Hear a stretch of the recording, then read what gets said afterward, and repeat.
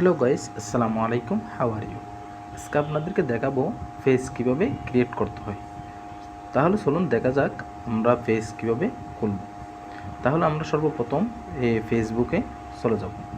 Facebook আসার পর আমরা উপরের দিকে একটা থ্রি ডট আইকন লেখা থাকবে। থ্রি ডট আইকনে আমরা ক্লিক করব।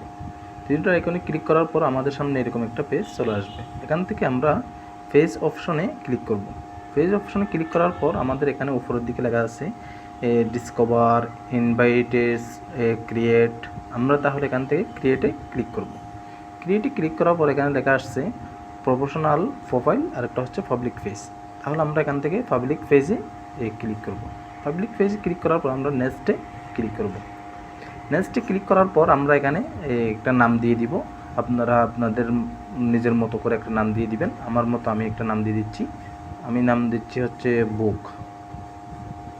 তাহলে তারপর নেক্সটে ক্লিক করে দিব।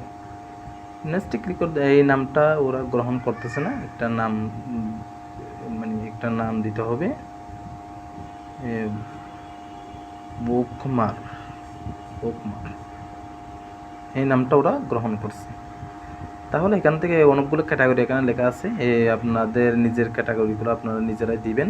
আমি এখান থেকে একটা ক্যাটাগরি সিলেক্ট করে দিলাম। আপনারা বোঝানোর জন্য একটা ক্যাটাগরি সিলেক্ট করে দিলাম। তারপর আপনারা এখানে ক্রিয়েটে অপশনে ক্লিক করে দিবেন। ক্রিয়েট অপশনে ক্লিক করার পর একটু ওয়েট করেন, একটু করতে হবে।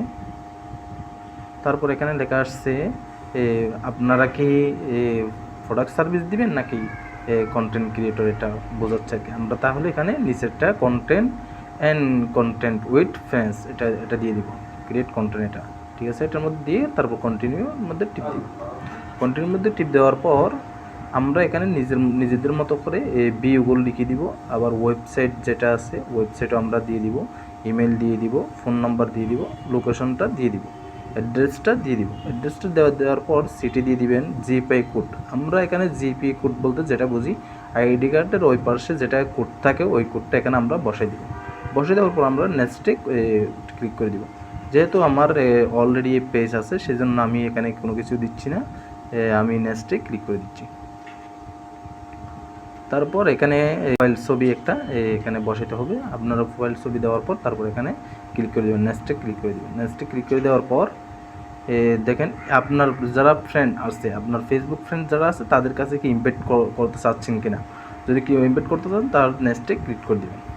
নেক্সটে ক্লিক করে দেওয়ার পর ডাউনে ক্লিক করে দেবেন।